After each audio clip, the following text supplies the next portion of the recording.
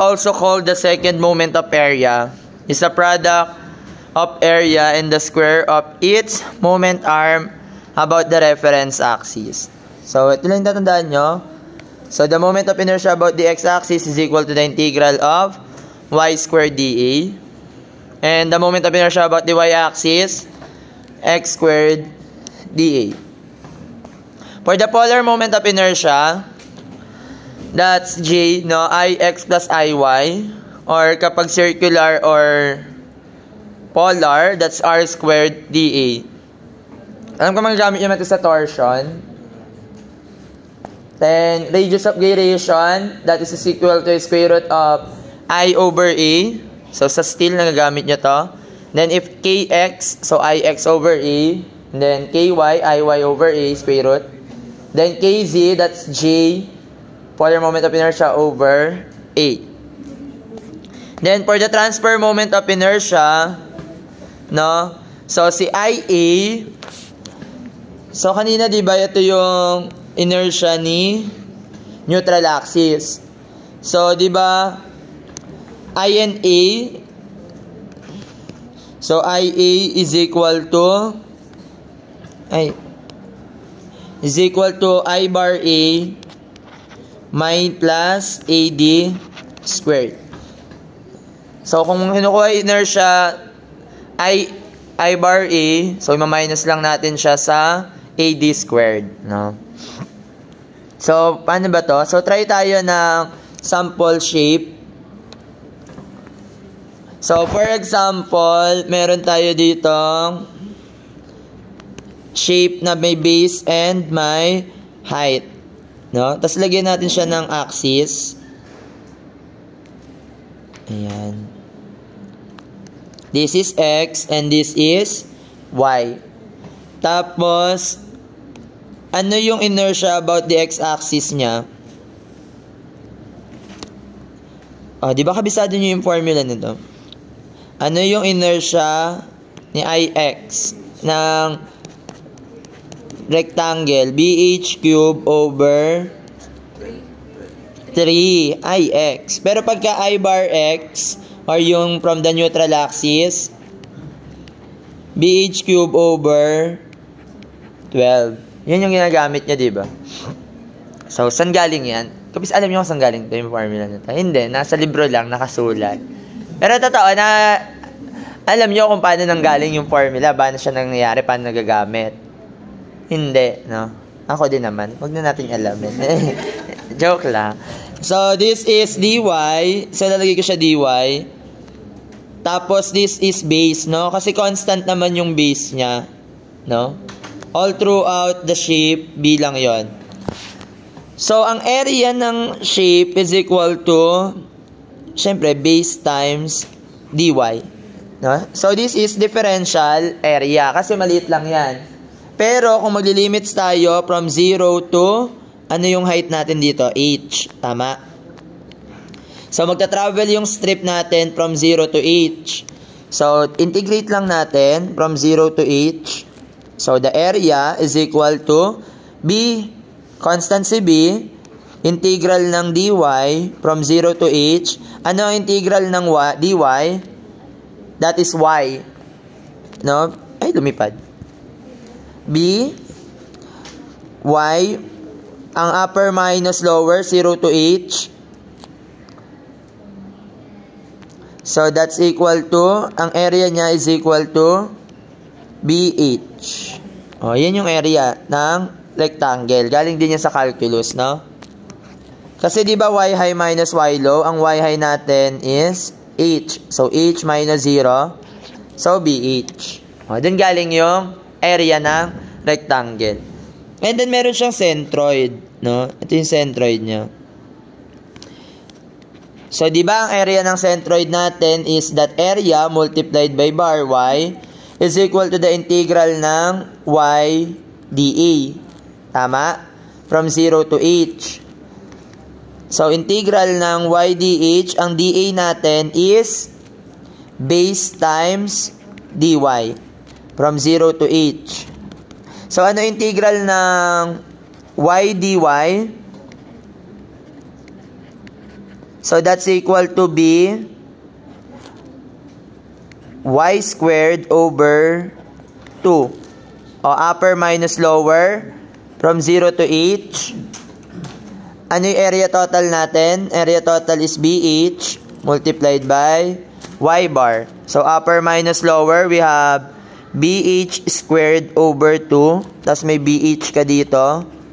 Y bar. O cancel isang H, cancel yung B. Ang matitira mo ay H over 2. So dyan ang galing yung centroid natin ng rectangle. Kaya yung centroid ng rectangle is h over 2. Ayun, galing yan. Inertia, Ix. Ayan, lumipad. So, di ba ang sabi natin sa Ix is equal to the integral of y squared dA. From 0 to h pa rin. So, integral ng 0 to h, ang y natin, y squared. Ang dA natin is y, mali. Differential area, b dy. So, labas lang natin si b, kasi constant. So, that's integral of y squared dy. So, we have the power rule. We have b, y cubed over 3, upper minus lower 0 to h. So the centroidal moment of the moment of inertia about the x-axis is bh cubed over 3. Diyan galing yung formula ng bh cubed over 3. Sir, paano yung centroidal moment of inertia? So di ba ang sabi nga natin, ayan yung centroid mo, tapos ito yung neutral axis. So this is I and A. Tapos ito si Ix. Tama? So, para makuha natin, pwede mong gamitin tong formula na to. Ayan.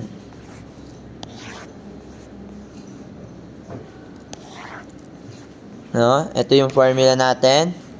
So, the moment of inertia about the x-axis, so papalitan mo lang to. Gagawin mo lang tong Ix, tsaka ito si I and A. So, to solve for the I and A, the neutral axis, Ix, that is equal to BH cubed over 3 minus AD squared. Ano yung area natin? Base times height.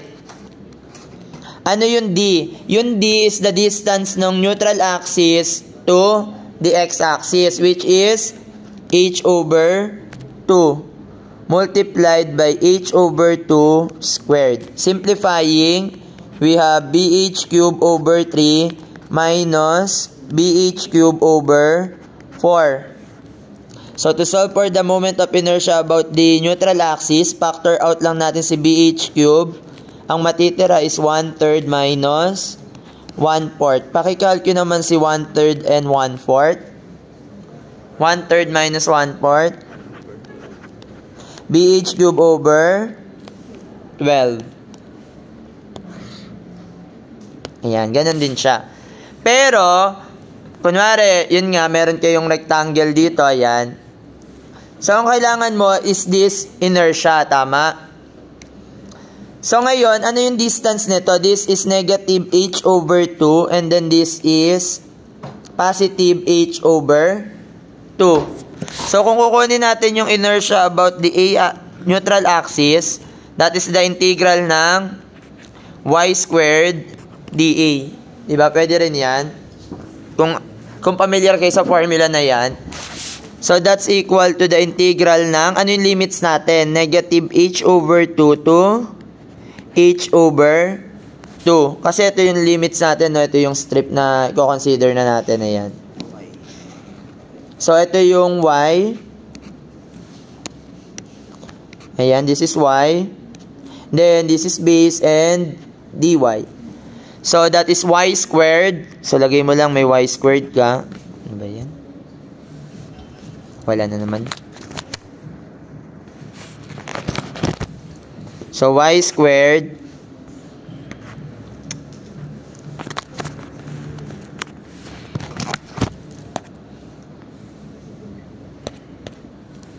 So, y squared. Ano yung differential area natin?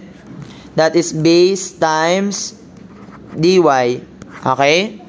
So, that's equal to d. Labas lang natin si y. So, integral ng y squared dy from negative h to 2 over h over 2. Power rule. So, we have y cubed over 3. Ang limits natin from negative h over 2 to h over 2. Actually, pwede mo naman na from 0, tas i-times 2 mo na lang. Kasi symmetrical naman, di ba? Pero, pwede na rin to. So, b, h over 2 upper minus lower, h over 2 cube over 3 minus negative h over 2 cube over 3. Okay? Simplifying, we have b. So, that is h cube over 2 cube. Magkano yung 2 cube? 8. Times 3, 24. Ito, negative cube natin, di ba negative pa din? So, negative, positive. So, we have h cube over 24 din. Okay, pa-simplify. So, si I and A ay 1 over 24. So, BH cube. Factor out mo lang 1 over 24 plus 1 over 24. So, magkano yung inertia? Neutral axis. BH cube over 12. Ayan. So, yan din galing yung formula na yan. So, again, no, titignan nyo kung nasan yung axis para magamit nyo yung integral sign.